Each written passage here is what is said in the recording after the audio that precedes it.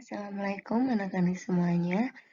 Terima kasih hari ini sudah menyimak saya. Kali ini saya akan menyampaikan tentang materi penataan produk, yaitu tentang merancang tata letak toko. Nah, yang namanya toko tentunya sudah tidak asing lagi ya bagi kalian. Jenis toko apa aja sih yang ada? Di sini saya gambarkan ada 2 jenis toko, yaitu toko offline dan toko online. Nah, di berbagai macam jenis toko ini, kita akan mengenal berbagai macam pula untuk jenis toko, misalnya toko offline. Nah, toko offline sekarang kita lebih cenderung ke konsep modern. Jadi untuk toko modern kita mengenal ada minimarket, supermarket, hypermarket, dan department store. Nah, apa sih keempat jenis toko offline itu? Nanti bersama akan kita bahas. Selain toko offline, tentu kita sekarang sudah tidak asing lagi dengan yang namanya toko online. Ya, apalagi sejak pandemi melanda, yang namanya toko online itu sudah hal yang wajar. Siapa yang bilang nggak pernah belanja di Shopee? Siapa yang bilang nggak pernah belanja di Tokopedia dan sebagainya? Itu biasa disebut dengan marketplace. Lalu ada yang sering belanja di Instagram atau Facebook, itu biasa kita sebut sebagai sosial media.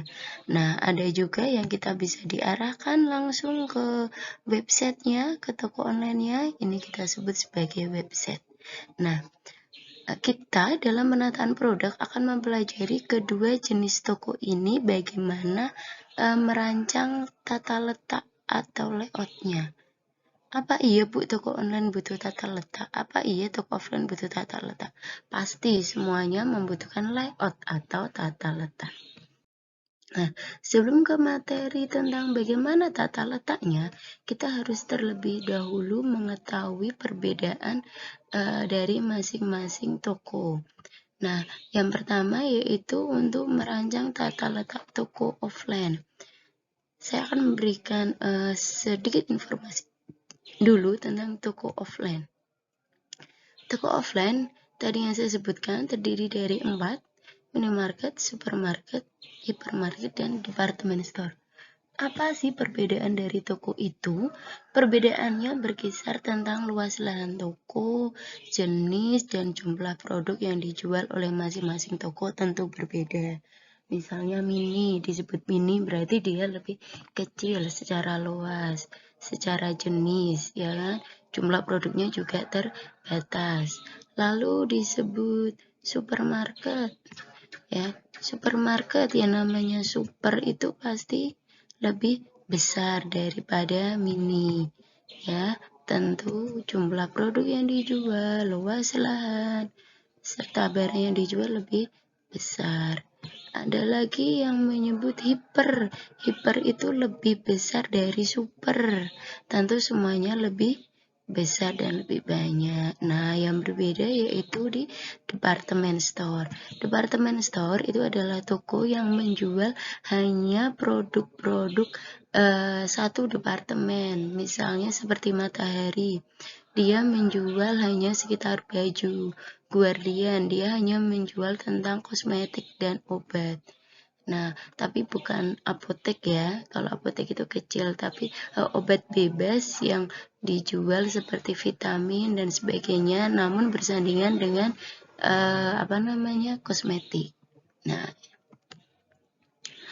Nah, sekarang sebelum kita mengenal lebih dalam bagaimana merancang tata letak tokonya, saya minta kalian menyebutkan satu contoh. Nah, tadi udah tak kasih clue-cluenya ya, contohnya satu contoh jenis toko offline di sekitar kalian. Nah, satu contoh ini dari 4 ya. Jadi kan ada 4 nih. Ada 4 toko offline jenisnya. Minimarket, supermarket, hypermarket, dan department store. Nah, saya minta kalian menyebutkan satu contoh jenis toko, lalu sebutkan perbedaannya sesuai dengan yang saya sampaikan di atas. Nah, ketika kalian sudah mendapatkan perbedaannya dan kalian bisa mengamati, minggu depan kita akan ulas bagaimana merancang tata letak toko yang baik.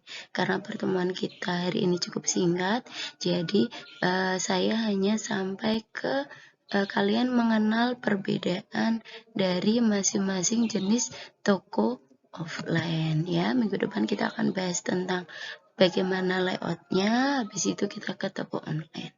Seperti itu anak-anak ya, silakan dikerjakan. Jika ada kesulitan bisa hubungi saya. Terima kasih. Assalamualaikum warahmatullahi wabarakatuh.